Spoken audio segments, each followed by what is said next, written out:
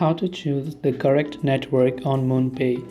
Now, to choose the correct network on MoonPay, after you maybe select your destination wallet whenever you're trying to send crypto, right? So whenever you're sending crypto to someone, and after you always verify your destination wallet or exchange deposit network, what you have to do is during checkout you have to select the exact matching network such as Ethereum ERC20 or Solana or Tron or Polygon for your asset.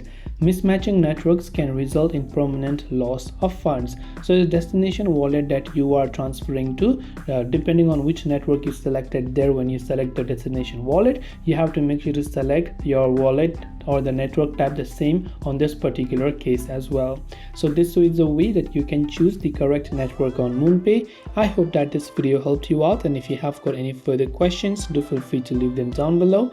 As always, thank you for watching and see you soon as always in the next video.